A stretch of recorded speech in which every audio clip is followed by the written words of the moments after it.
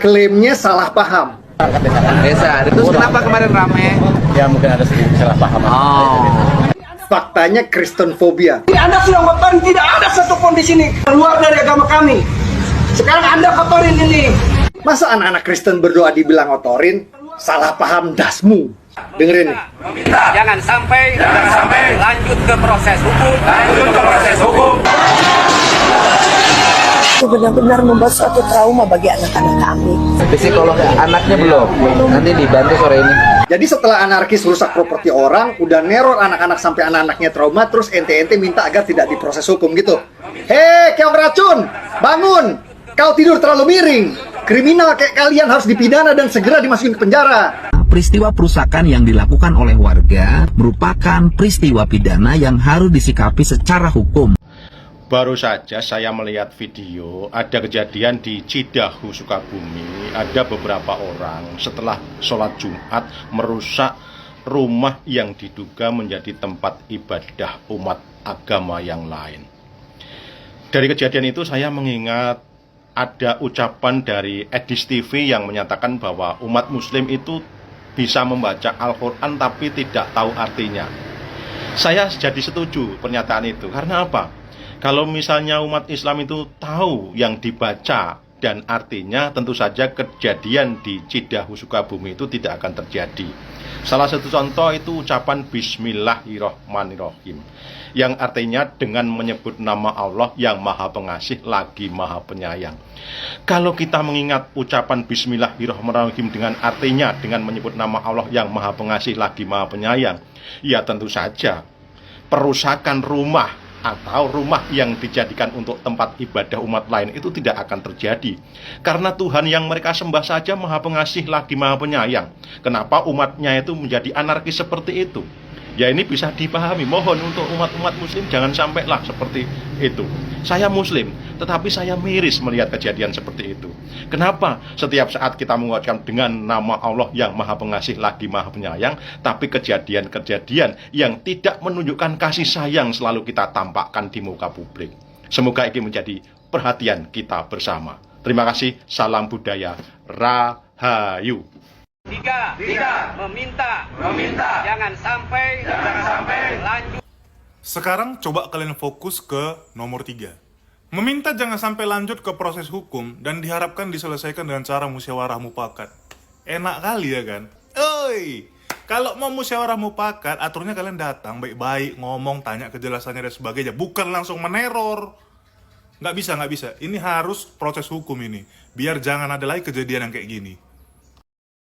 Ya, Deddy Mulyadi akan kawal proses hukum kasus perusakan rumah ibadah, maksud saya rumah singgah yang digunakan di Cidahu, dan tidak berhenti hanya sampai kepada permintaan maaf, tetapi juga akan diproses secara hukum ya.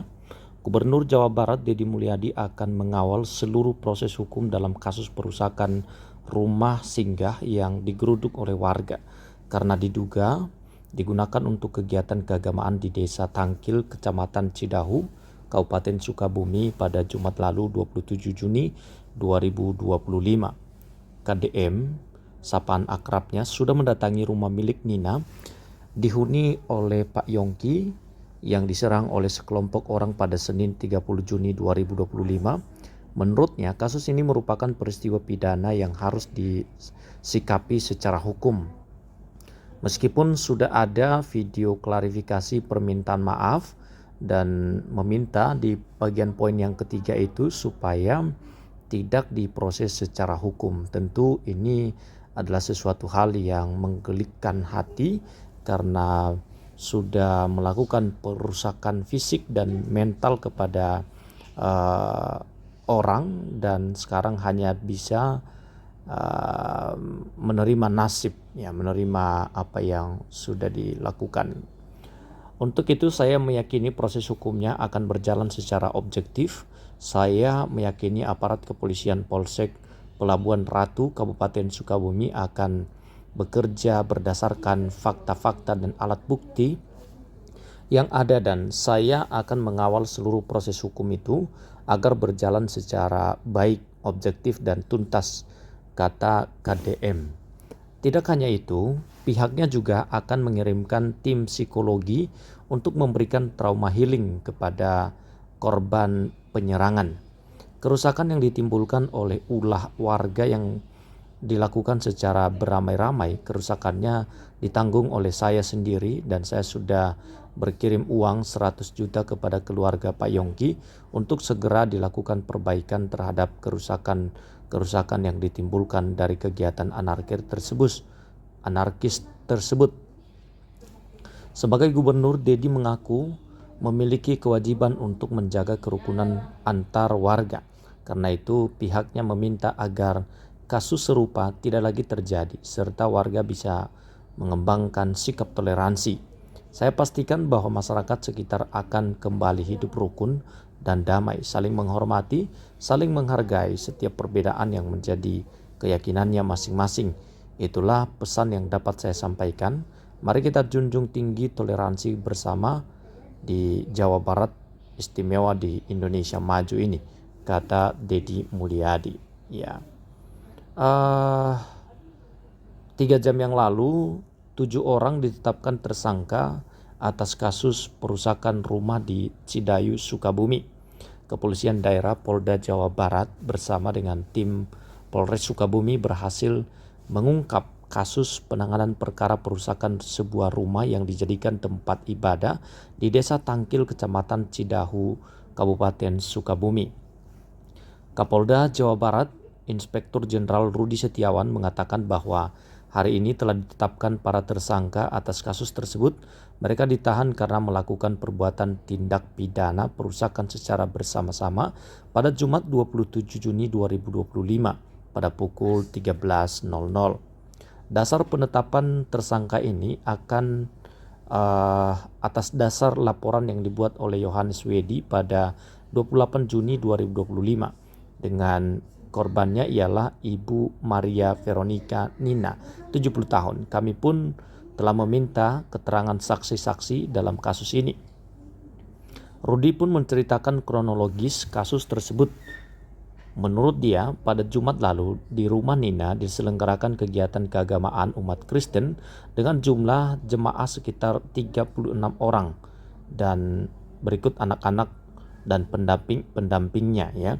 Kemudian masyarakat mengadukan kepada Kepala Desa Tangkil untuk segera melakukan klarifikasi kepada pemilik rumah tersebut.